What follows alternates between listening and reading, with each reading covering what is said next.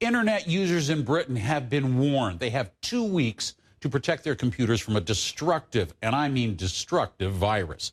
The malware known as CryptoLocker locks users out of their computers and all of the data, and it then demands ransom if you want to de-encrypt it to be able to read it and save your files. Samuel Burke joins us now live from CNN New York. This is a nasty one.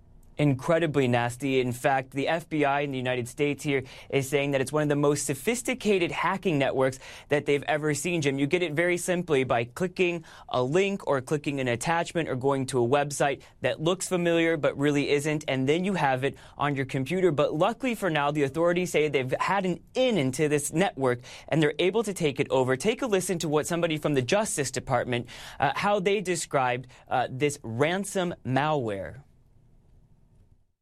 The CryptoLocker scheme, by contrast, was brutally direct about obtaining victims' money. Rather than watch and wait, the cyber criminals simply took the victim's computer hostage until the computer owner agreed to pay a ransom directly to them.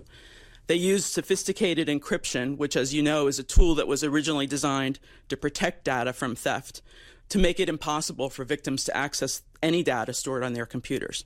So the criminals effectively held for ransom every single piece of data on the computer, including private email, children's projects, business plans, family photographs.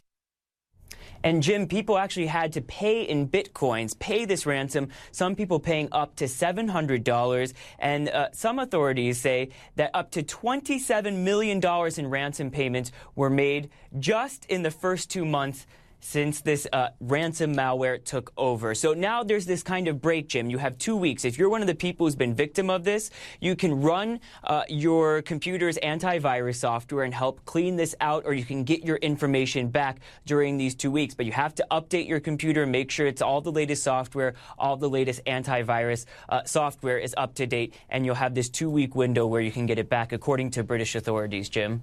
Do they know who was behind it? Have they caught him?